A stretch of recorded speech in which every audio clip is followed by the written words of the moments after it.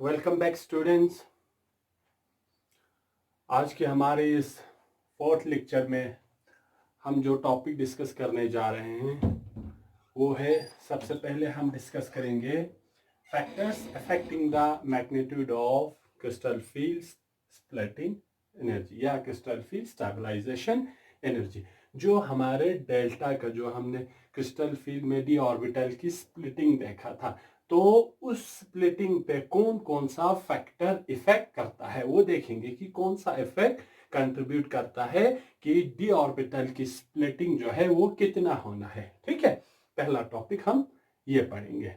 इसके बाद सेकंड जो टॉपिक पढ़ेंगे उसमें हम देखेंगे जो applications of CFT crystal field theory की एप्लीकेशंस क्या है, कौन कौन से जो प्रॉपर्टीज है ट्रांसैक्शन मेटल्स में वो जो कि क्रिस्टल फील्ड थ्योरी अच्छे से एक्सप्लेन करता है। ठीक है, उसमें सबसे पहला जो इंपॉर्टेंट जो क्रिस्टल फील्ड थ्योरी की एप्लीकेशन है उसमें सबसे पहला आता है हमारा colour of transaction metal complexes. ये जो टीएमसी है उस ये है ट्रांसैक्शन मेटल कॉम्प्लेक्सेस। ठीक है, ट्रांसैक्शन मेटल कॉम्प्लेक्सेस में कलर क्यों अराइज होता है, कलर क्यों देता है, ठीक है, किस वजह से ट्रांसैक्शन मेटल कलर आता है। ठीक है, वो हम क्रिस्टल फील्ड थ्योरी कैसे एक्सप्लेन करता है वो देखेंगे। सेकंड जो है वो हमारा magnetic properties of transaction metal complexes. जो ट्रांसैक्शन मेटल कॉम्प्लेक्स की मैग्नेटिक प्रॉपर्टीज है वो क्यों आते हैं और कैसे आते हैं, और वो कैसे जो मैग्नेटिक मूवमेंट मेजरमेंट है वो कैसे हम मेजर करते हैं वो हम देखेंगे। जो थर्ड जो हमारा टॉपिक है crystal structure of spinal, spinal की क्रिस्टल स्ट्रक्चर जो हमारा सीएफ क्रिस्टल फील्ड थ्योरी है वो कैसे एक्सप्लेन करता है कि कौन सा स्ट्रक्चर हमारा, जो दो टाइप के हमारे पास स्पाइनल्स है, नॉर्मल स्पाइनल्स या इनवर्स स्पाइनल्स, कि क्यों कुछ स्ट्रक्चर हमारा नॉर्मल बनता है स्पाइनल्स और या क्यों इनवर्स स्पाइनल बनता है। ठीक है, और ये कैसे हमारा जो क्रिस्टल फील्ड थ्योरी एक्सप्लेन करता है वो हम देखेंगे, बहुत इंपॉर्टेंट है ये जो।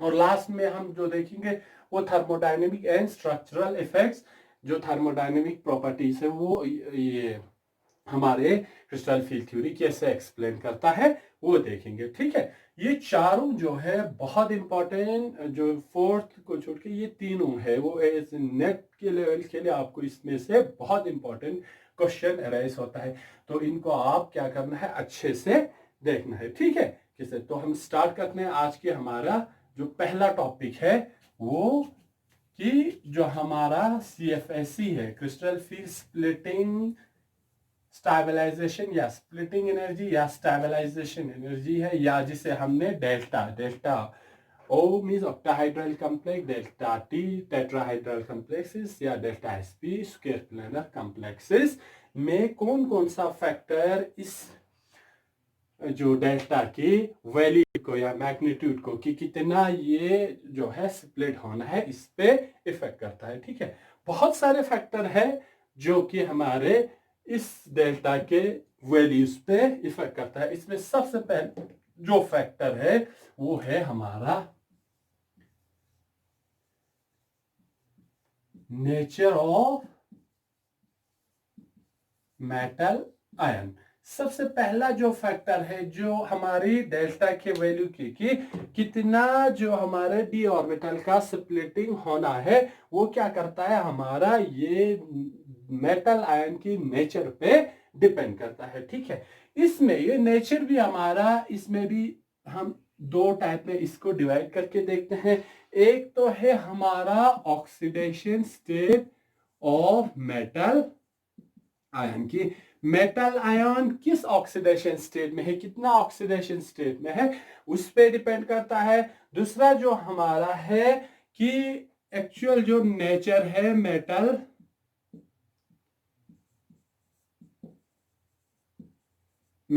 आयन, ये नेचर जो मेटल आयन की है कि ये मेटल आयन है वो किस ग्रुप को बिलोंग करता है। ठीक है, 3D है या 4D है या फर्स्ट सीरीज ट्रांसलेशन एलिमेंट है या सेकंड है या 5D थर्ड है, इस पे भी क्या करता है हमारा जो डेल्टा का वैल्यू है वो वेरी करता है। ठीक है, तो देखते हैं पहले oxidation state of metal ion कैसे हमारे डेल्टा वैल्यू को इफेक्ट करता है, कैसे हमारे डेल्टा वैल्यू को इफेक्ट करता है।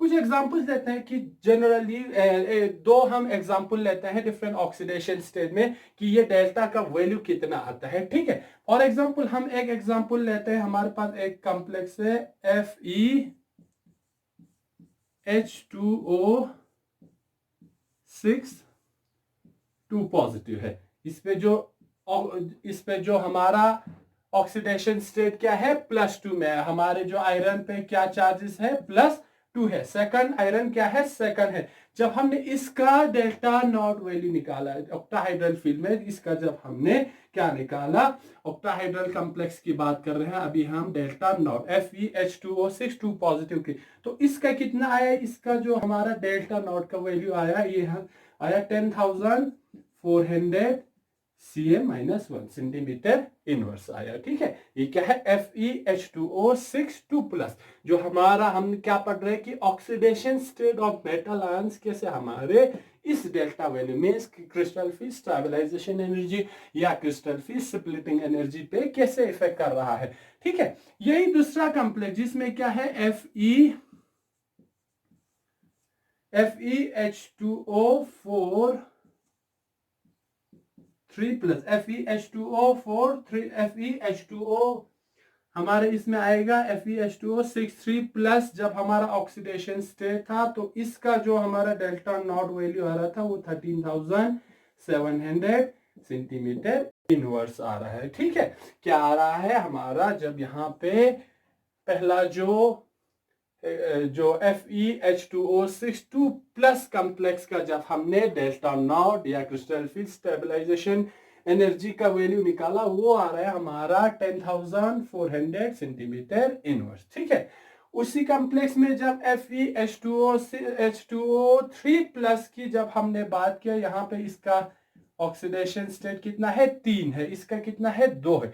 तो क्या हो रहा था, इसका जो डेल्टा नॉट का वैल्यू है वो इंक्रीज होके 13,700 सेंटीमीटर इनवर्स आ रहा है। ठीक है, तो क्या हो रहा है हमारे, जब oxidation state of the metal ions बढ़ जाता है तो हमारा डेल्टा नॉट का वैल्यू भी, यहां से हमें क्या पता चलता है कि जब हमारा oxidation state of metal ions बढ़ता है, यहां ऑक्सीडेशन स्टेट क्या है, आयरन का 2 है। ठीक है, +2, जबकि यहां पे आयरन का ऑक्सीडेशन स्टेट सेकंड कॉम्प्लेक्स में क्या है, 3 है। ठीक है, तो क्या हो रहा है कि जब भी ऑक्सीडेशन, और भी हम एक दो एग्जांपल लेंगे कि कैसे हमारा डेल्टा नॉट का वैल्यू चेंज होता है। ठीक है, हम दूसरे कोबाल्ट का कॉम्प्लेक्स लेते हैं, COH2O6 2+। जब हमने इसका डेल्टा नॉट वैल्यू निकाला तो ये आ रहा था हमारा 9,300 सेंटीमीटर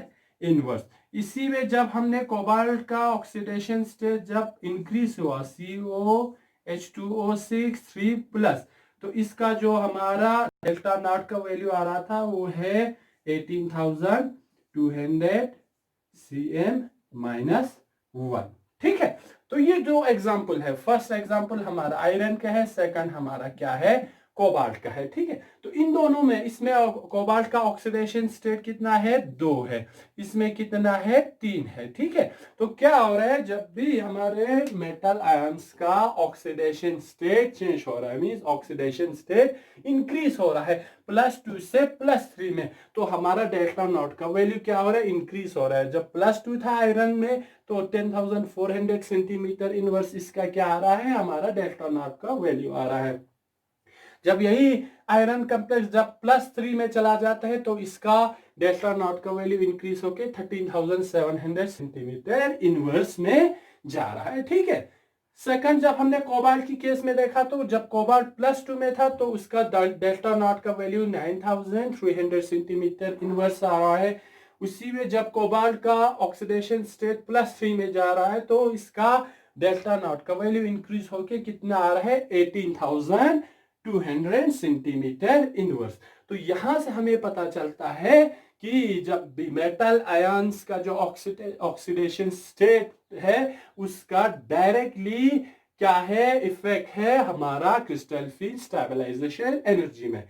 नाउ यहाँ क्वेश्चन अराइज होता है कि जब भी ऑक्सीडेशन स्टेट इंक्रीज होता है तो हमारा डेल्टा नॉट का वैल्यू क्या हो जाता है, क्यों बढ़ जाता है। ठीक है, तो क्या होगा, जब भी हमारा oxidation state of metal ion क्या होगा, इंक्रीज होगा, क्या होगा, इंक्रीज होगा। मींस जब भी मेटल आयन हमारा हायर ऑक्सीडेशन स्टेट में प्रेजेंट होगा तो ये क्या करेगा, ये जो इनकमिंग लिगेंड्स को क्या करेगा,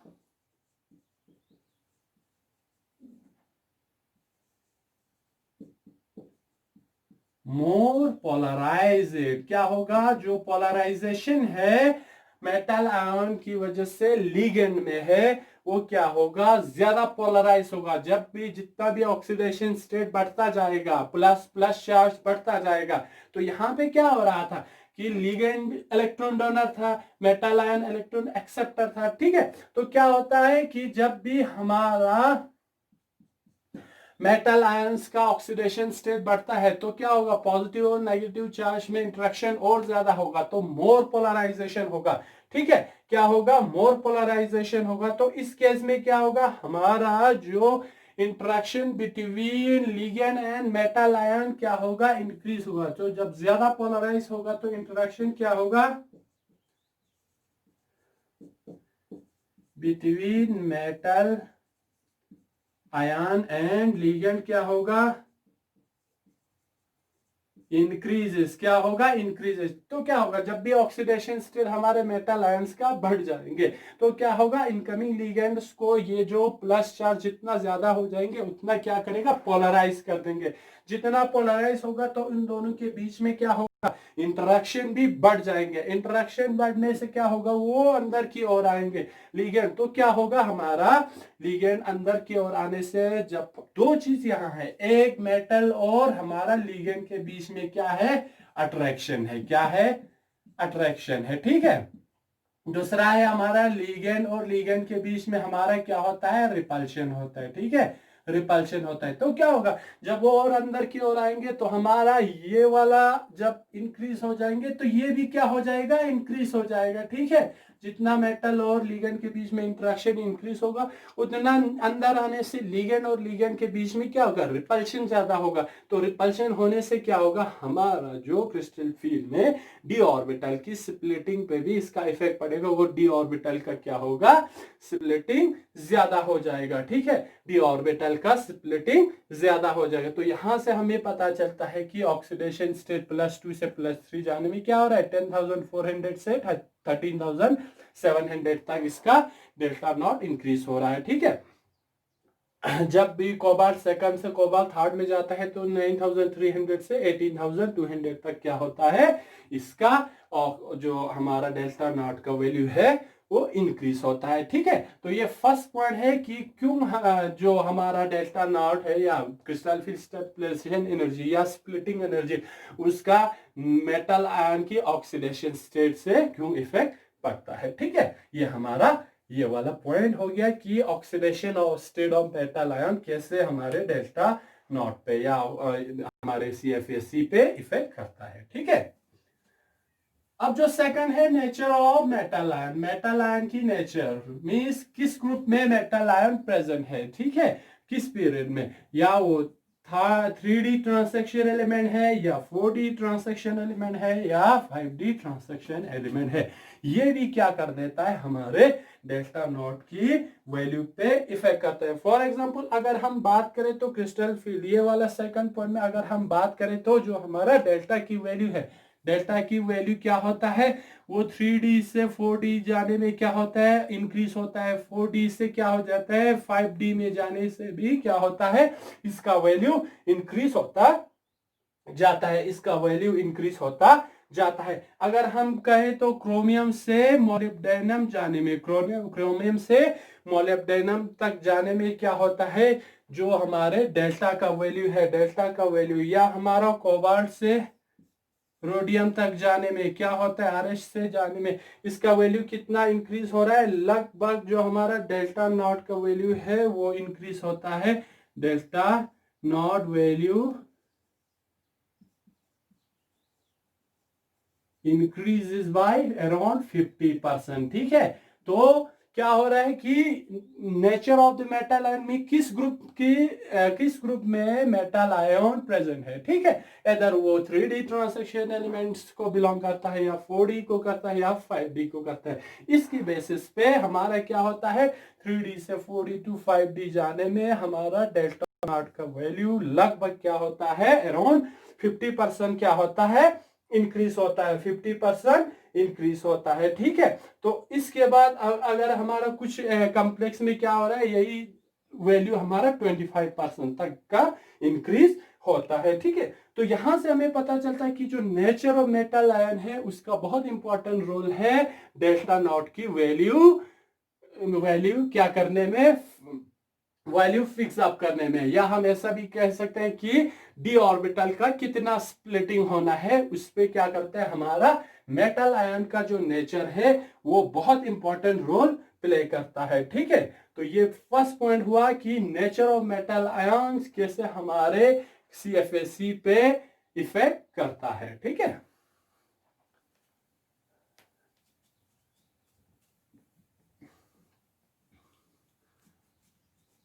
दूसरा हमारा जो इंपॉर्टेंट पॉइंट है जो कि हमारा सीएफएसी पे इफेक्ट करता है वो है हमारा nature of ligand. Nature of ligand, ligand किस टाइप का है। ठीक है, लिगेंड किस टाइप का है, ये भी हमारे डेल्टा या सीएफएसी के वैल्यूज पे बहुत क्या करता है, इफेक्ट करता है। ठीक है, जब हमने सीएफएसी देखा कि ऑक्टाहेड्रल और टेट्राहेड्रल में, तो वहां पे हमने देखा कि हमारा जो लिगेंड है, हमारा जो लिगेंड है वो क्या है, 2 टाइप्स का लिगेंड है। कितना है, 2 टाइप का लिगेंड है। एक हमने देखा कि जो कि स्प्लिटिंग कम करता था, उसको हमने क्या कहा, वीक फील्ड लिगेंड। क्या कहा उससे हमने, वीक फील्ड लिगेंड कहा। ठीक है, दूसरा हमने क्या कहा, स्ट्रॉन्ग फील्ड लिगेंड। ठीक है, तो हमारे पास जो लिगेंड है वो जनरली 2 टाइप्स का है। ठीक है, एक क्या है वीक फील्ड लिगेंड, दूसरा क्या है स्ट्रॉन्ग फील्ड लिगेंड। लिगेंड के कितने टाइप्स के, 2 है, एक वीक फील्ड लिगेंड, दूसरा स्ट्रॉन्ग फील्ड लिगेंड। तो क्या होता है, वीक फील्ड लिगेंड क्या करता है, अगर ये हमारा डी ऑर्बिटल है, ठीक है, डी ऑर्बिटल है, अगर वीक फील्ड लिगेंड हम इस पे क्या करते हैं, अप्लाई करते हैं, क्या करते हैं, वीक फील्ड लिगेंड। तो ये क्या करेगा, ये जो हमारा स्प्लिटिंग है T2G और EG ऑर्बिटल की, उसकी स्प्लिटिंग क्या कर देंगे, कम कर देंगे। ठीक है, वीक फील्ड में स्ट्रेंथ जो फील्ड का होगा वो क्या होगा, कम होगा। यहां हमारा क्या आ जाएंगे, EG ऑर्बिटल, और नीचे क्या चला जाएगा, हमारा T2G ऑर्बिटल। ठीक है, तो ये जो डेल्टा नॉट है इसको हम क्या कहते हैं, डेल्टा नॉट। इसकी जो गैप बिटवीन T2G और EG ऑर्बिटल का क्या होगा, कम होगा। ठीक है, लेकिन जब हम स्ट्रॉन्ग फील्ड लिगेंड लगाते हैं, क्या करते हैं, स्ट्रॉन्ग फील्ड लिगेंड लगाते हैं। ठीक है, तो क्या कर देते हैं, इनकी स्प्लिटिंग ज्यादा कर देता है। ठीक है, इनकी स्प्लिटिंग, डी ऑर्बिटल्स की स्प्लिटिंग क्या कर देता है, ज्यादा कर देता है। ठीक है, T2G, ये क्या है, डेल्टा नॉट, ये इन दोनों की गैप। ठीक है, तो क्या क्या वीक फील्ड लिगेंड क्या कर देता है, जो 2 सेट ऑफ ट्रिपल डिजेनरेट और double degenerate set of orbital से इनकी स्प्लिटिंग क्या कर देता है, कम कर देता है। लेकिन जब हम स्ट्रॉन्ग फील्ड लिगेंड को देखते हैं, तो in the presence of strong field ligand ये क्या कर देते हैं, splitting between T2G orbital and EG set of orbital increases. ठीक है, तो यही। अब दूसरा चीज क्या है, ये क्या है, हम बेरी सेंटर पे, ये क्या है, दोनों बेरी सेंटर है। तो जब हम वीक फील्ड लिगेंड के इफेक्ट में देखते हैं, तो ये T2G ऑर्बिटल और EG ऑर्बिटल क्या है, दोनों क्लोज टू बेरी सेंटर है। लेकिन यहां पे क्या है, distance between barycentre and the EG set and 2TG set of orbital is more. ये दोनों क्या है, तो इसी के बेसिस पे एक हमारे पास स्ट्रॉन्ग फील्ड लिगेंड है, दूसरा है हमारा वीक फील्ड लिगेंड। तो ये क्या कर देता है, ये भी हमारे इस CFSE के वैल्यूज पे बहुत क्या करता है, इफेक्ट करता है, ठीक है। तो इसी की बेसिस पे कि कौन सा लिगेंड कितना हमारे जो टू सेट ऑफ ऑर्बिटल्स है, पी ऑर्बिटल्स है, इनकी स्प्लिटिंग कर देता है, इसी की बेसिस पे हम क्या कर देते हैं, लिगेंड्स को अरेंज कर देता है according to the strength they will splits the d orbital। उसी की बेसिस पे हम क्या कर देता है, लिगेंड्स को अरेंज कर देता है, जिससे हम क्या कहते हैं, स्पेक्ट्रोकेमिकल सीरीज। ये इंपॉर्टेंट टर्म है, स्पेक्ट्रोकेमिकल सीरीज। क्या है स्पेक्ट्रोकेमिकल सीरीज? क्या है स्पेक्ट्रोकेमिकल सीरीज? क्या है? हम जो कॉमन लिगेंड है हमारे पास, the common ligands can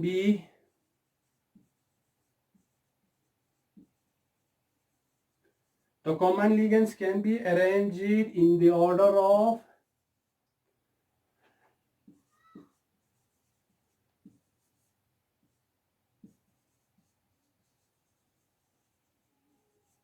increasing splitting power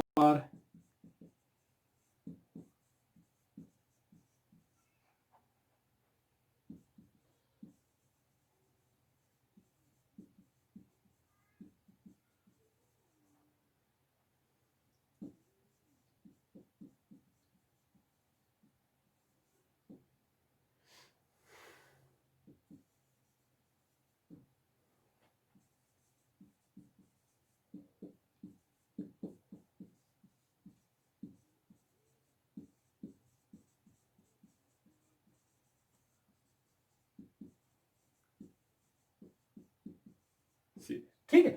तो ये जो स्पेक्ट्रोकेमिकल सीरीज क्या चीज है, ठीक है। The common ligands can be arranged in the order of increasing splitting power to cause d orbital splitting। The series is known as spectrochemical series। तो क्या चीज है कि जो हमारे पास कॉमन लिगेंड्स है, ठीक है, कॉमन जो टाइप्स के लिगेंड हमारे पास है, उनको हम ऐसे अरेंज करते हैं। कैसे अरेंज करते हैं कि उनकी पावर की बेसिस पे कि वो डी ऑर्बिटल की स्प्लिटिंग कितना कर देता है। जो हमारे पास डी ऑर्बिटल है ट्रांजिशन मेटल, उनकी स्प्लिटिंग कितना कर देता है। तो जो वीक फील्ड लिगेंड है वो क्या कर देता है, कम स्प्लिटिंग कर देता है। ऑन द अदर हैंड जब हम स्ट्रॉन्ग फील्ड लिगेंड पे देखते हैं तो वो क्या कर देता है, जो डी ऑर्बिटल के टू सेट्स में जब डिवाइड होता है T2G और EG, उन दोनों का गैप इंक्रीज कर देता है, उनकी स्प्लिटिंग क्या कर देता है, इंक्रीज कर देता है। तो उसी कॉमन लिगेंड की अरेंजमेंट को according to the increasing order of the splitting power to cause d orbital splitting की, कितना डी ऑर्बिटल की स्प्लिटिंग कर देंगे, कितना डी ऑर्बिटल के दो सेट T2G सेट और EG सेट के बीच का जो गैप इंक्रीज कर देते हैं, उस सीरीज को क्या हम क्या कहते हैं, स्पेक्ट्रोकेमिकल सीरीज कहते हैं, ठीक है। स्पेक्ट्रोकेमिकल सीरीज कह देते हैं। अगर हम देखें तो कुछ कॉमन लिगेंड्स का हम देखेंगे कि कौन सा लिगेंड क्या है कहां पे और कौन सा लिगेंड कहां पे है थे, ठीक है। तो अगर हम स्पेक्ट्रोकेमिकल सीरीज की बात करते हैं तो हमारा सबसे पहले आयोडाइड आता है, फिर हमारा Br नेगेटिव आता है ब्रोमीन, फिर हमारा S2 नेगेटिव आता है, फिर हमारा SCN नेगेटिव आता है, ठीक है। फिर हमारा जो है Cl नेगेटिव है, फिर हमारा N3 नेगेटिव है, फिर हमारा जो है फ्लोरीन नेगेटिव है, फ्लोराइड है, ठीक है। ये फर्दर कम है हमारा यूरिया से। फिर हमारा OH है, ठीक है, OH हाइड्रोक्सिल आयन है। फिर हमारा ऑक्सिलेट आयन है, ठीक है। फिर हमारा उसके बाद C6H5 नेगेटिव है। इसके बाद हमारा आता है ऑक्सिलेट के बाद हमारा अभी ऑक्सीजन आएगा, ठीक है। ऑक्सिलेट के बाद अभी हमारा O2 नेगेटिव आएंगे। इसके बाद हमारा जो है H2O आएंगे। इसके बाद हमारा NCS नेगेटिव आएंगे, ठीक है। इसके बाद हमारा पायरिडीन आएंगे और हमारे इसके बाद NH3 आएंगे। इसके बाद हमारा EN आएंगे। इसके बाद है बाइपैराडीन आएंगे। इसके ये और pH EN का बराबर होगा और हमारा NO 2 नेगेटिव आएंगे और हमारा CH3 नेगेटिव, फिर हमारा CH3 के बाद C6H5 नेगेटिव, फिर हमारा आएंगे Cn नेगेटिव आएंगे और हमारा सबसे ज्यादा जो है CO नेगेटिव है, कार्बन है, CO है। ठीक है, तो ये जो सीरीज है जहां पे सबसे कम जो क्या किसका है, आयोडाइड आयन, फिर ब्रोमाइड, फिर सल्फाइड, फिर HCl, फिर क्लोराइड N3 ने, फिर F माइनस, फिर urea OH OX O2 negative H2O NCS PY NH3 En BPY PHEN NO2 minus CH3 minus C6H5 minus Cn minus and lost is CO। ठीक है, carbonyl है। तो जब हम यहां से लेफ्ट से यहां से घूमते हुए राइट की ओर जाता है, तो ये क्या है, ये जो हमारा है वीक फील्ड लिगेंड है। ये क्या है, हमारा वीक फील्ड लिगेंड है। ठीक है, यहां हमारा क्या है, स्ट्रॉन्ग फील्ड लिगेंड है, स्ट्रॉन्ग फील्ड लिगेंड है। ठीक है, स्ट्रॉन्ग फील्ड लिगेंड है। और ये जो है स्पेक्ट्रोकेमिकल सीरीज जो है, ये है independent of the metal ion, कि मेटल आयन जो भी होगा, ठीक है, आपकी कॉम्प्लेक्स में मेटल आयन जो भी होगा, अगर लिगेंड हमारा यहाँ लेफ्ट साइड से है, वीक फील्ड लिगेंड है, तो ये क्या करता है, हमारे डी ऑर्बिटल की स्प्लिटिंग कम करता है। ऑन द अदर हैंड जब हम लेफ्ट साइड से राइट की ओर जाते हैं और यहाँ जब साइनाइड और कार्बोनिल की बात करता है, तो ये सब क्या कर देता है, हमारे डी ऑर्बिटल की स्प्लिटिंग ज्यादा कर देता है। ठीक है, तो यहाँ पे जो हमारा CFS crystal field theory CFT है, वो है यहाँ पे थोड़ा एक्सप्लेन नहीं कर पाता है। यहाँ क्या हो जाता है, थोड़ा वो वीक हो जाता है। क्यों? अगर हम जो हमने CFT के बाद जो हमने उसका इंट्रोडक्शन में पढ़ा था कि CFT क्या कर देता है, CFT जो लिगेंड और मेटल के बीच का जो फोर्सेस है वो प्योरली क्या करता है, इलेक्ट्रोस्टैटिक इंटरेक्शन बताता है। क्या है, electrostatic interaction. Crystal field theory क्या बताता है, हमारा जो मेटल और लिगेंड के बीच में जो इंटरेक्शन है वो क्या है, प्योरली इलेक्ट्रोस्टैटिक है। प्योरली क्या है, हमारा इलेक्ट्रोस्टैटिक है। एक मेटल को हम पॉजिटिव पॉइंट मानते हैं, पॉजिटिव चार्ज मानते हैं, ठीक है, और लिगेंड को हम क्या मानते हैं, नेगेटिव चार्ज मानते हैं, नेगेटिव चार्ज मानते हैं। तो इन दोनों के बीच में जो इंटरेक्शन होता है वो क्या बताता है कि प्योरली इलेक्ट्रोस्टैटिक है। ठीक है, तो अगर इस बात को हम लेके चले कि प्योरली इलेक्ट्रोस्टैटिक है, तो जो हमारा सबसे जो माइनस नेगेटिव आयन है या हमारा जो सबसे काउंटर नेगेटिव चार्जेज आयन है, वो सब कहाँ है, वीक फील्ड लिगेंड की ओर है। अगर जनरली क्या होना चाहिए, जो पॉजिटिव चार्ज और नेगेटिव चार्ज के बीच में अगर प्योरली इंटरेक्शन होगा तो ये सब क्या होना चाहिए, स्ट्रॉन्ग फील्ड होना चाहिए। आयोडाइड, ब्रोमाइड, यहाँ पे फ्लोराइड इससे भी क्या है, क्लोराइड से भी कम है। ठीक है, तो यहां जो है हमारा क्रिस्टल फील्ड थ्योरी एक्सप्लेन नहीं कर पाते हैं, ठीक है, कि ये क्यों है, ऐसा क्यों है कि वीक फील्ड लिगेंड की जो हमारा जितने भी हमारा हेलोजेंस है वो क्या है, सबसे इलेक्ट्रोनेगेटिव है, वो सब हमारा लेफ्ट साइड पे है, वीक फील्ड की ओर है। लेकिन जब हमारा कार्बोनिल और साइनाइड और ये बेंजाइलाइट की बात करते हैं, वो सब क्या है, स्ट्रॉन्ग की ओर है। ठीक है, तो यहाँ क्या है, हमारा क्रिस्टल फील्ड थ्योरी फेल हो जाता है, ये क्लियरली इसको एक्सप्लेन नहीं कर पाते हैं। ठीक है, तो लेकिन जो जनरल जो हम एजम्पशन लगाते हैं कि इनमें क्या है, इनमें जो है हमारा पाई बैक बॉन्डिंग का बहुत ज्यादा प्रोबेबिलिटी रहता है। ठीक है, कार्बोनाइल, साइनाइड और इनमें, तो यहाँ पे क्या होता है, इनकी वजह से ये क्या कर देता है, डी ऑर्बिटल की स्प्लिटिंग ज्यादा कर देता है। तो क्या होगा, स्पेक्ट्रोकेमिकल सीरीज में सबसे राइट साइड एंड में क्या है, हमारा साइनाइड और कार्बोनिल है। ठीक है, तो ये क्या है, हमारा स्पेक्ट्रोकेमिकल सीरीज की स्पेक्ट्रोकेमिकल सीरीज क्या था कि जो कॉमन लिगेंड है हम उन्हें उसको अरेंज किया है कि उनकी पावर के हिसाब से कि वो कितना डी ऑर्बिटल की स्प्लिटिंग करता है। ठीक है, तो इस अरेंजमेंट को हमने क्या कहा है, स्पेक्ट्रोकेमिकल सीरीज। क्या कहा है, स्पेक्ट्रोकेमिकल सीरीज। ठीक है, तो ये बहुत एक और भी बहुत इंपॉर्टेंट पॉइंट है कि हमारे जो कि क्रिस्टल फील्ड स्प्लिटिंग एनर्जी या क्रिस्टल फील्ड स्टेबलाइजेशन एनर्जी, या इसको हम किसे डिनोट करते हैं, डेल्टा से, डेल्टा ओ या डेल्टा टी या डेल्टा एस पी। तो इन पे क्या करता है, इसकी वैल्यू पे इफेक्ट करता है। ठीक है, तो ये एक और इंपॉर्टेंट पॉइंट है। और जो हमारा थर्ड जो इंपॉर्टेंट पॉइंट है, जो कि हमारा डेल्टा की या सी एफ एस सी की वैल्यूज पे इफेक्ट करता है, मैग्नीट्यूड ऑफ डेल्टा वैल्यू करता है, वो है हमारा geometry of the complex. Geometry of the complex क्या है हमारा थर्ड जो इंपॉर्टेंट पॉइंट है, वो है geometry of the complex. Geometry of the complex की ज्योमेट्री क्या है, कि किस ज्योमेट्री किस उसमें है, ऑक्टाहेड्रल है, टेट्राहेड्रल है, स्क्वायर है।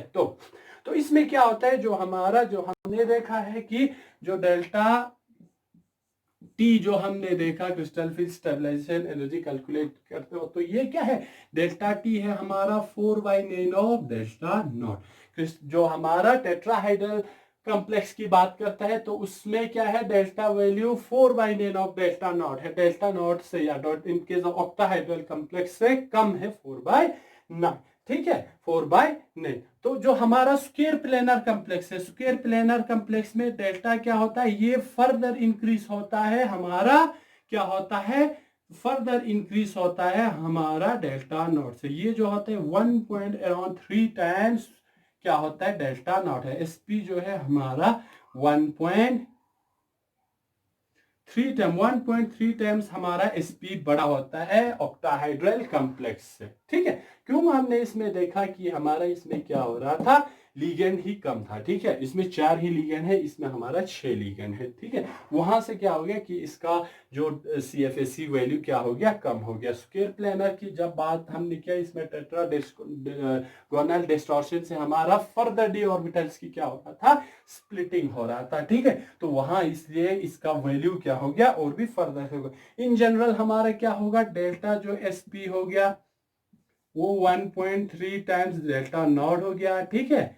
अगर हम कंपेयर करें तो delta not means delta octahedral complex से, तो ये जो डेल्टा ऑक्टाहाइड्रल कॉम्प्लेक्स है वो बाई क्या है, 4/9 ऑफ डेल्टा, जो टी है वो क्या है, 4/9 ऑफ डेल्टा नॉट है। डेल्टा टी जो है 4/9 ऑफ डेल्टा, या अराउंड ये आपका 0.44 के अराउंड क्या आता है, इसका वैल्यू आता है। तो हमारा कॉम्प्लेक्स का ज्योमेट्री क्या बनता है, वो भी बहुत इंपॉर्टेंट रोल प्ले करता है कि या इफेक्ट करता है हमारा CFSE के वैल्यूज पे। ठीक है, तो ये 3 जो बहुत इंपॉर्टेंट पॉइंट थे कि जो कि हमारे CFSE की वैल्यू पे या क्रिस्टल फील्ड स्प्लिटिंग या स्टेबलाइजेशन एनर्जी पे क्या करता है, इफेक्ट करता है। ठीक है, तो ये हो गया कि कौन कौन सा फैक्टर, जो इंपॉर्टेंट फैक्टर है, क्या है, वो इंपॉर्टेंट फैक्टर है जो कि हमारा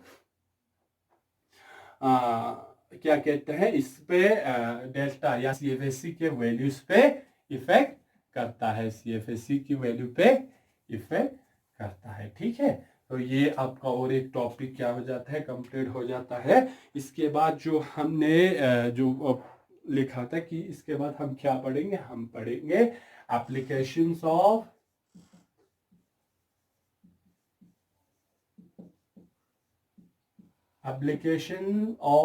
crystal field theory. Crystal field theory का एप्लीकेशन कहाँ है, मीन्स ये क्या क्या कौन सा जो इंपॉर्टेंट चीज है वो एक्सप्लेन करता है हमें। ठीक है, कौन सा इंपॉर्टेंट चीज ये एक्सप्लेन करता है क्रिस्टल फील्ड थ्योरी में। तो यहाँ पे जो सबसे पहला इंपॉर्टेंट है वो हमने कहा था कि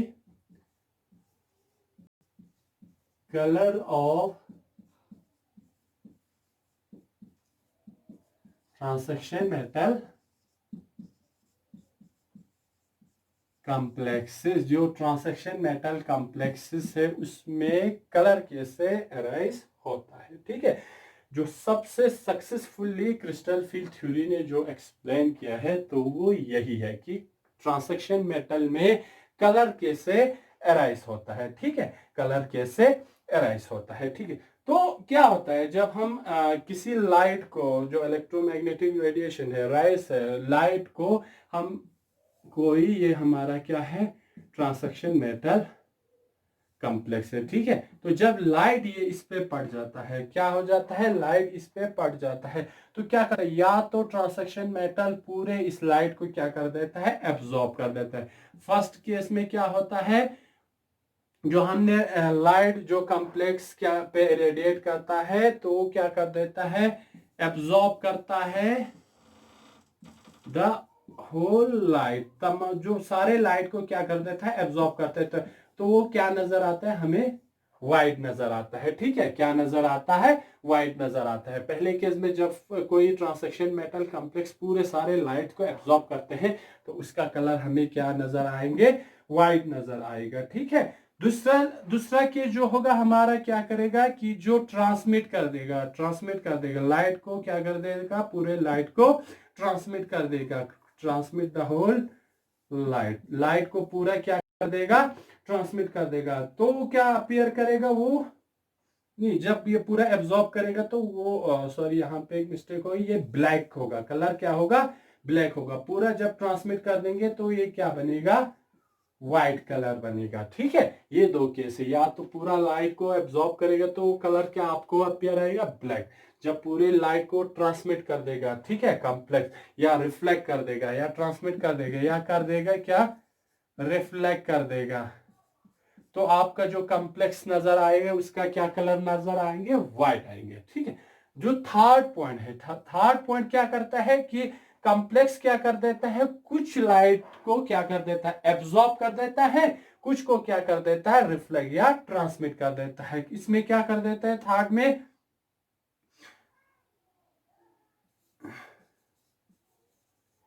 कॉम्प्लेक्स में absorb some light, complex may absorb some light and the rest will either reflect or transmit।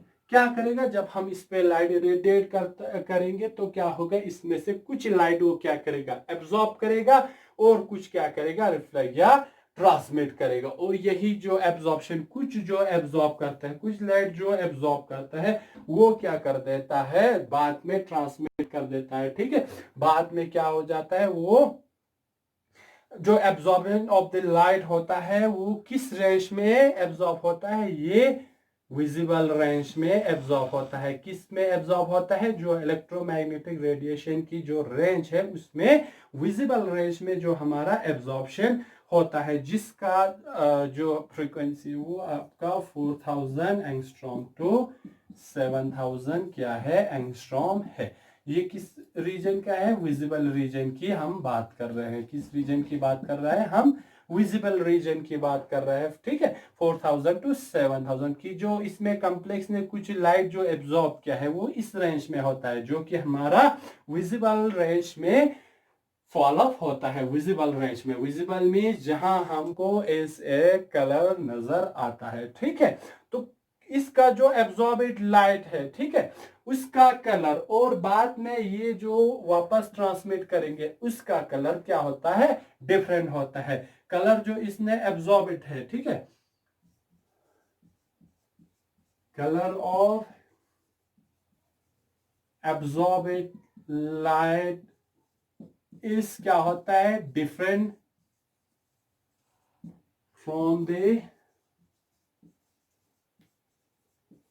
color of transmitted light।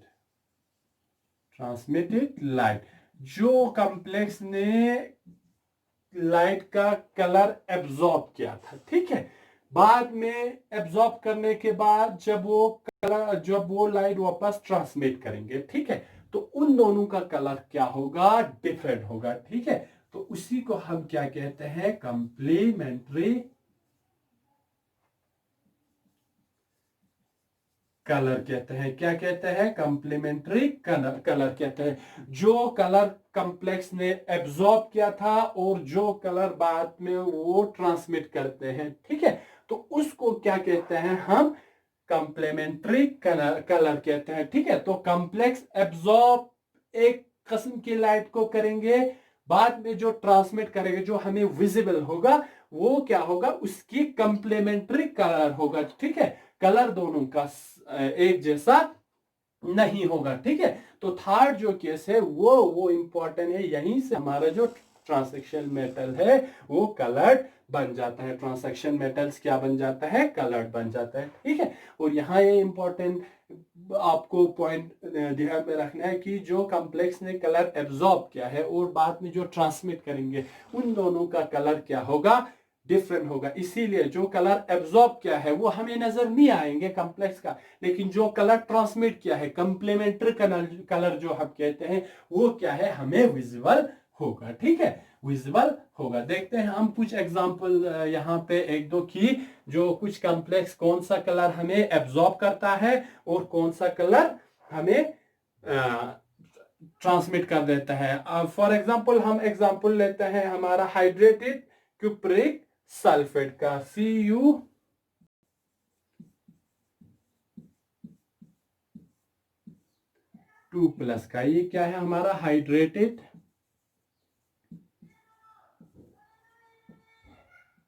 Cupric complex की, ठीक है। तो ये जो हाइड्रेटेड क्यूप्रिक कॉम्प्लेक्स है, CuH2O, CuH2O4, CuH2O4 2 पॉजिटिव, ये क्यूप्रिक हाइड्रेटेड क्यूप्रिक कॉम्प्लेक्स है।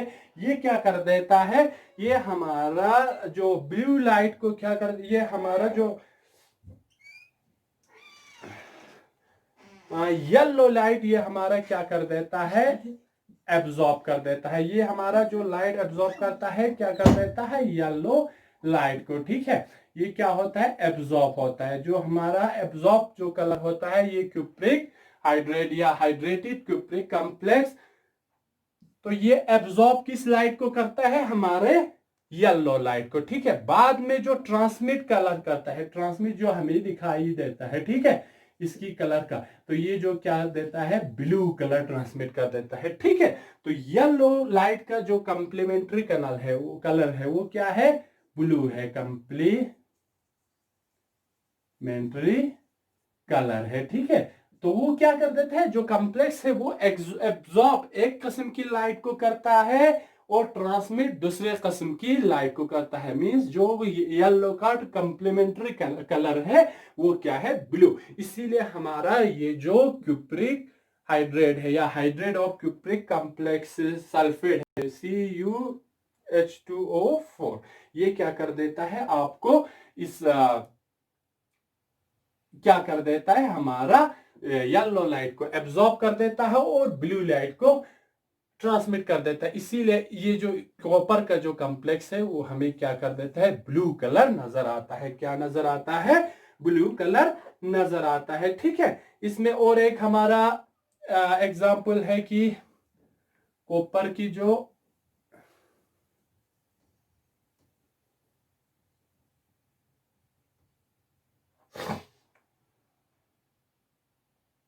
दूसरा हमारा example CuNH3 2+, CuNH3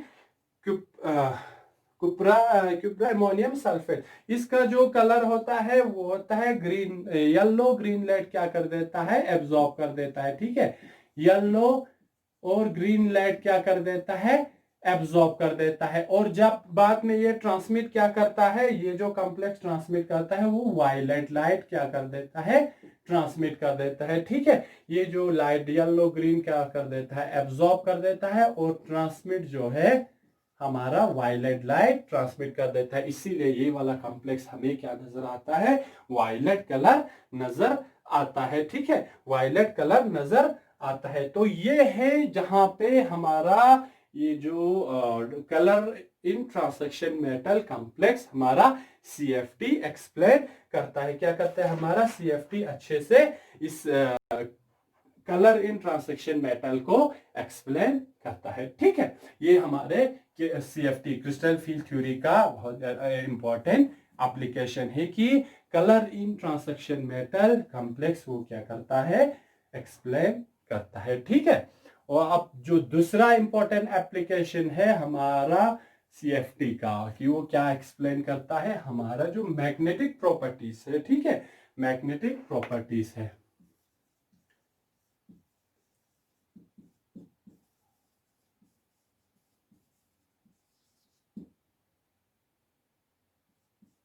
magnetic properties इन ट्रांसैक्शन मेटल कॉम्प्लेक्सेस, ये कैसे एक्सप्लेन करता है। ठीक है, ये जो मैग्नेटिक प्रॉपर्टी है वो डिपेंड रहता है number of unpaired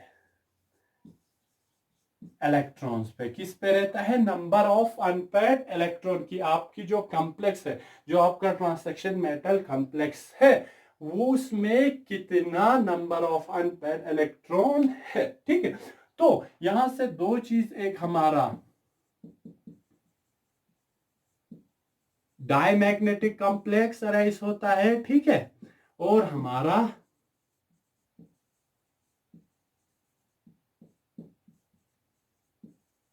paramagnetic complex क्या होता है, अराइज होता है। टू टाइप्स के कॉम्प्लेक्स यहाँ मैग्नेटिक प्रॉपर्टीज पे बेसिस पे हमें मिलता है। एक क्या है, पैरामैग्नेटिक कॉम्प्लेक्स, दूसरा क्या है, डायमैग्नेटिक कॉम्प्लेक्स है। डायमैग्नेटिक कॉम्प्लेक्स क्या करेगा, ये मैग्नेटिक फील्ड में हमारा रिपेल करेगा। क्या करेगा, मैग्नेटिक फील्ड में रिपेल करेगा। और ये पैरामैग्नेटिक क्या करेगा, अंडर मैग्नेटिक फील्ड ये क्या करेगा, अट्रैक्ट करेगा। ये क्या करेंगे, अट्रैक्ट करेंगे। ठीक है, तो डायमैग्नेटिक क्या होगा, जिसमें अनपेयर्ड इलेक्ट्रॉन नहीं होगा, नो अनपेयर्ड इलेक्ट्रॉन। इसमें क्या होगा, अनपेयर्ड इलेक्ट्रॉन प्रेजेंट होगा। अनपेयर्ड इलेक्ट्रॉन क्या रहेगा, हमारा पैरामैग्नेटिक की केस में अनपेयर्ड इलेक्ट्रॉन प्रेजेंट रहेगा। हाउएवर डायमैग्नेटिक कॉम्प्लेक्स की बात करें तो उसमें अनपेयर्ड इलेक्ट्रॉन नहीं होगा। ठीक है, यहां से हम क्या कर देता है, मैग्नेटिक मूवमेंट निकाल देता है। ठीक है, अगर आप एक ट्रांसैक्शन मेटल कॉम्प्लेक्स क्या कर देता है, सिंथेसिस कर देता है, बाद में आपने इसका क्या निकाला, मैग्नेटिक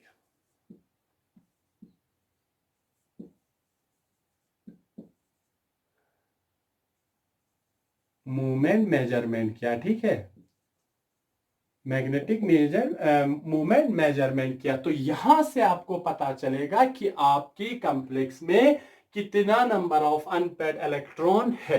तो उस अनपेयर्ड इलेक्ट्रॉन से आप ये पता लगा सकता है कि वो किस ज्योमेट्री में एग्जिस्ट कर सकता है, किस ज्योमेट्री में एग्जिस्ट कर सकता है। ठीक है, तो ये जो मैग्नेटिक मूवमेंट है वो दो किस्म के है, एक स्पिन ओनली मैग्नेटिक मूवमेंट है। ठीक है, जिसमें सिर्फ स्पिन का कंट्रीब्यूशन रहता है, म्यू एस से इसको डिनोट करेगा। ठीक है, क्या होगा, स्पिन ओनली मैग्नेटिक मूवमेंट, जिसमें ओनली स्पिन का क्या होगा, नंबर ऑफ अनपेयर्ड इलेक्ट्रॉन की स्पिन का क्या रहेगा, कंट्रीब्यूशन रहेगा। दूसरा क्या रहेगा आपका, ऑर्बिटल एंगुलर मोमेंटम, जिसका म्यू आप एल से क्या कर सकते, इसको डिनोट कर सकता है। तो ये दो इंपॉर्टेंट, जो स्पिन ओनली मैग्नेटिक मूवमेंट और ऑर्बिटल जो स्पिन इलेक्ट्रॉन की स्पिन है उसका कंट्रीब्यूशन, और ऑर्बिटल जो मूवमेंट का कंट्रीब्यूशन है, ये दो क्या कर देता है, आपकी इस magnetic properties towards magnetic property क्या कर देता है, कंट्रीब्यूट कर देता है। लेकिन जब आप फ्री आयंस की बात करते हैं, ठीक है, फ्री आयंस की बात करते हैं या खाली एटम एक एलिमेंट की बात करते हैं, तो वहां क्या हो जाता है, वहां ये आपका ऑर्बिटल एंगुलर मोमेंटम है, ये क्वेंच हो जाता है, इसका इफेक्ट उतना नहीं रहता है। ठीक है, इसका इफेक्ट उतना नहीं रहता है। तो फ्री की केस में क्या हो जाता है, या कुछ हमारे कॉम्प्लेक्स इवन कॉम्प्लेक्स में भी ये ऑर्बिटल एंगुलर मोमेंटम का ज्यादा रोल नहीं रहता है। वहां क्या होगा, आप ओनली स्पिन मैग्नेटिक मूवमेंट से आप उसकी क्या कर सकते हैं, मैग्नेटिक प्रॉपर्टीज निकाल सकते हैं। ये जो म्यू एस है वो रिलेट करता है नंबर ऑफ अनपेयर्ड इलेक्ट्रॉन है under root n into n plus 2। यहां से आपको क्या मिलेगा, आपका स्पिन मैग्नेटिक मोमेंट मिलेंगे। ठीक है, ये जो n जो है n आपका है नंबर ऑफ अनपेयर्ड इलेक्ट्रॉन है। ठीक है, आपकी जो कॉम्प्लेक्स में कितना नंबर ऑफ अनपेयर्ड इलेक्ट्रॉन है वो क्या है, n है। तो इस फॉर्मूले से mu s is equal to under root n into n plus 2 से आपको क्या मिलेगा, स्पिन ओनली मैग्नेटिक मूवमेंट मिलेंगे। ठीक है, देखते हैं हम कुछ कॉम्प्लेक्स का ये जो स्पिन मैग्नेटिक मूवमेंट कितना आता है। ठीक है, तो जो सबसे पहले हमारा, ये हम ऊपर फिर से लिखते हैं ताकि हम इसमें क्या कर सकते हैं, कैलकुलेट कर सकेंगे।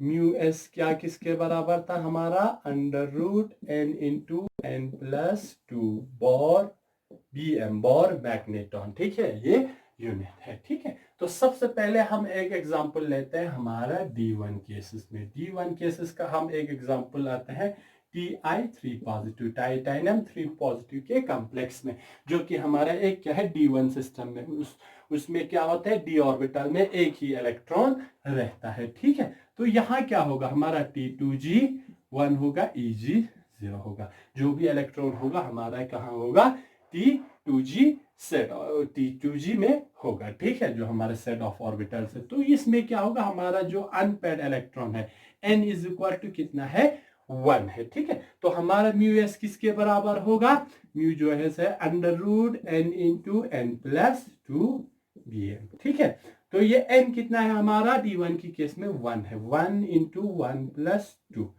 Under root 1 into 1 plus 2 bm। ठीक है, तो ये 1 इंटू 1 प्लस 2 3 bm, तो 3 इंटू 1, तो यहाँ क्या होगा, 3 इंटू 1 3। तो जब हम इसका अंडर रूट लेंगे तो ये कितना होगा, 1.73 bm। क्या होगा, 1.73 bm। ठीक है, तो D1 सिस्टम में जो आपके अगर D1 में एक ही इलेक्ट्रॉन होगा तो क्या होगा, आपके इसमें सिर्फ इसका जो स्पिन ओनली मैग्नेटिक मूवमेंट होगा वो होगा 1.73। ठीक है, तो इसी तरह अगर हम किसी D2 सिस्टम में देखेंगे, ठीक है, D2 सिस्टम में देखेंगे, D2 सिस्टम में हमारा एग्जांपल होगा, जो D2 सिस्टम की बात करते हैं तो हमारा ये क्या होगा, विनेडियम 3 पॉजिटिव, विनेडियम 3 पॉजिटिव। तो यहाँ क्या होगा, T2g 2 होगा, Ag में क्या होगा, 0 होगा। नंबर ऑफ अनपेयर्ड इलेक्ट्रॉन हमारे पास क्या है, 2 है। ठीक है, तो 2 इंटू 2 प्लस 2 bm। ठीक है, म्यू एस किसके बराबर होगा, 2 इंटू 2 प्लस 2 bm।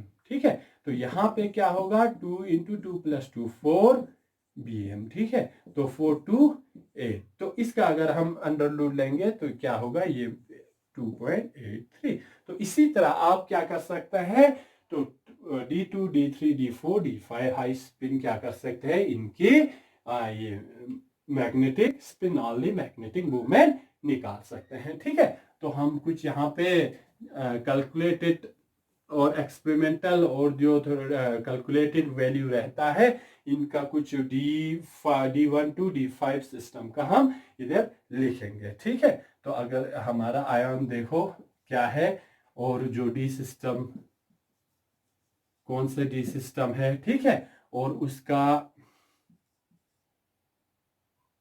कैलकुलेटेड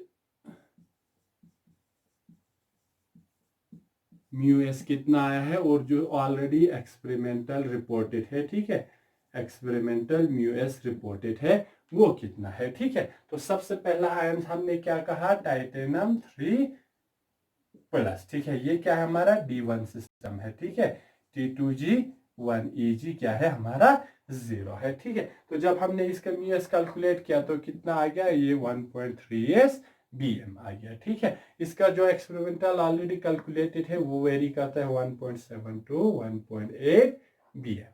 ठीक है, विनेडियम 3 पॉजिटिव, ये हमारा D2 सिस्टम है। ठीक है, T2g 2 Eg क्या रहेगा, यहाँ 0 रहेगा। ठीक है, इसका कैलकुलेटेड यूएस अराउंड 2.83 है। इसका जो ऑलरेडी एक्सपेरिमेंटल कैलकुलेटेड है वो 2.7 टू 2.9 क्या होता है, वेरी होता है। ठीक है, इसके बाद हम विनेडम के बाद क्रोमियम 3 पॉजिटिव देखेंगे। ये हमारा है D3 सिस्टम, T2G3 यहाँ भी क्या होगा, 0 होगा। इसका जो कैलकुलेटेड म्यूएस है वो आपका है 3.87। BM जो ऑलरेडी एक्सपेरिमेंटल कैलकुलेटेड है वो है 3.8 है। ठीक है, इसके बाद मैग्नीज 3 पॉजिटिव देखेंगे, Mn3 पॉजिटिव, ये आपका D4 हुआ, T2G4 EG T2G3 आएगा। EG में क्या होगा, एक इलेक्ट्रॉन होगा। इसका जो कैलकुलेटेड म्यूएस है वो है 4.90 है। ठीक है, इसका जो एक्सपेरिमेंटल कैलकुलेटेड वैल्यू है वो वेरी होता है 4.8 टू 4.9। ठीक है, इसके बाद जो हमारा आयरन 3 पॉजिटिव है ये D5 सिस्टम है। ठीक है, T2G3 EG2, इसका जो कैलकुलेटेड वैल्यू है वो है 5.92 और इसका जो एक्सपेरिमेंटल है वो वेरी होता है 5.9 है। तो ये कुछ ऐसे D1 से D5 तक कुछ कॉम्प्लेक्स का D1 टू D5 सिस्टम का कैलकुलेटेड म्यूएस है या स्पिन ओनली मैग्नेटिक मूवमेंट है, और ये एक्सपेरिमेंटल है कि इनका वैल्यू क्या हो रहा है, विद इन एक्सपेरिमेंटल वैल्यू क्या हो रहा है, मैच अप हो रहा है। ठीक है, तो ऐसे कॉम्प्लेक्स में क्या है, सिर्फ स्पिन ओनली मैग्नेटिक मूवमेंट से आपका इसका मैग्नेटिक प्रॉपर्टी निकाल सकते हैं। ठीक है, लेकिन कुछ कॉम्प्लेक्स ऐसा है जो कि स्पिन ओनली मैग्नेटिक मूवमेंट से उनका मैग्नेटिक प्रॉपर्टी नहीं बता सकता है। ठीक है, नहीं बता सकता है। कुछ ऐसे कॉम्प्लेक्स होता है जहां इनकी मैग्नेटिक वैल्यू का जो वैल्यू है, मैग्नेटिक मूवमेंट का जो वैल्यू है वो स्पिन ओनली मैग्नेटिक मूवमेंट से क्या हो जाता है, डिपार्ट हो जाता है। वहां जो स्पिन ओनली मैग्नेटिक मूवमेंट है वो वहां से वैल्यू उसका बराबर नहीं आता है। ठीक है, बराबर नहीं आता है। एक एग्जांपल है हमारा FeCN6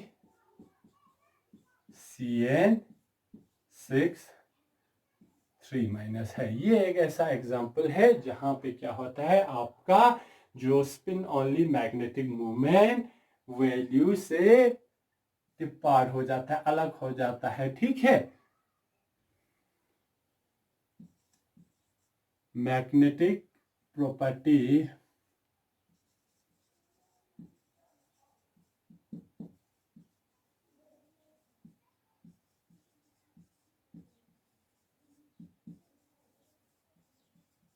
depart from spin only magnetic moment value, जिससे आप क्या कहते हैं, म्यू एस से होता है। तो ये एक ऐसा कॉम्प्लेक्स है जिसमें आपका spin only magnetic moment value से आप इसका मैग्नेटिक प्रॉपर्टी नहीं बता सकता है। और जनरली डिपार्चर किस कॉम्प्लेक्स में होता है, ये है लो स्पिन। अगर आपका D5 कॉम्प्लेक्स हुआ तो ये क्या होता है, स्पिन ओनली मैग्नेटिक मूवमेंट से आप इसका मैग्नेटिक प्रॉपर्टी नहीं बता सकता। दूसरा हाई स्पिन में आपका है D6 एंड D7 सिस्टम। इन दोनों में भी क्या होता है, आपका जो स्पिन ओनली मैग्नेटिक मोमेंट की वैल्यू से आप इसका मैग्नेटिक प्रॉपर्टी नहीं बता सकता है। तो हम देखते हैं कि ऐसा होता क्यों है। ठीक है, क्यों होता है, क्योंकि देखो हमने पहले जो बताया था कि हमारा स्पिन ओनली मैग्नेटिक मूवमेंट और दूसरा हमारा क्या था, ऑर्बिटल, जो ऑर्बिटल एंगुलर मोमेंटम का जो मैग्नीट्यूड है वो भी क्या आ जाता है, इफेक्ट में आ जाता है। इफेक्ट में आ जाता है, वो अपना रोल प्ले करता है। वो कैसे कॉम्प्लेक्स में करता है, वो ऐसे कॉम्प्लेक्स में करता है जहां पे लो लाइंग, अगर आपका जो जिस ऑर्बिटल में इलेक्ट्रॉन प्रेजेंट है उसके सेम सिमेट्री के लो लाइंग दूसरा ऑर्बिटल होगा, वहां पे क्या होता है, जो आपका ऑर्बिटल एंगुलर मोमेंटम का जो इफेक्ट है वो स्टार्ट हो जाता है। ठीक है, फॉर एग्जांपल आपका जो dx² - y² ऑर्बिटल है, ठीक है, यहाँ तो दोनों dxy क्या है, कंपोनेंट है। ठीक है, तो यहाँ क्या हो जाता है, आपका इसका जो लो लाइन dxy ऑर्बिटल है, ठीक है, यहाँ क्या हो जाता है, इसमें जो इलेक्ट्रॉन प्रेजेंट है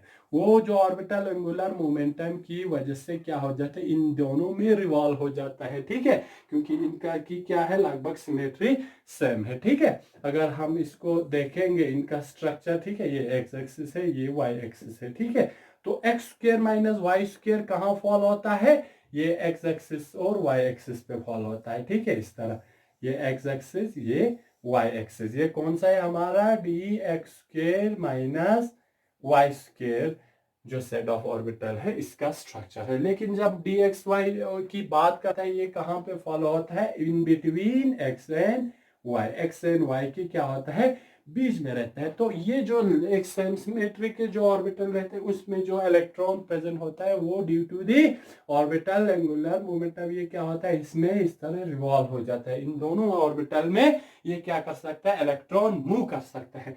तो ऐसे कॉम्प्लेक्स में हमारा जो मैग्नेटिक मूवमेंट का है, जो टोटल मैग्नेटिक प्रॉपर्टी रहता है, ठीक है, ये है दोनों के कॉम्बिनेशन होता है। ये किसके बराबर होता है, स्पिन ओनली मैग्नेटिक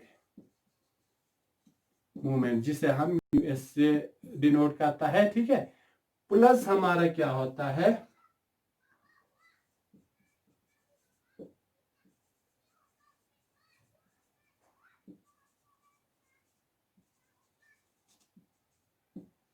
और जो ऑर्बिटल एंगुलर मोमेंटम से जो कंट्रीब्यूशन रहता है वो क्या है, म्यू एल। इन दोनों का क्या होता है, जमा रहता है।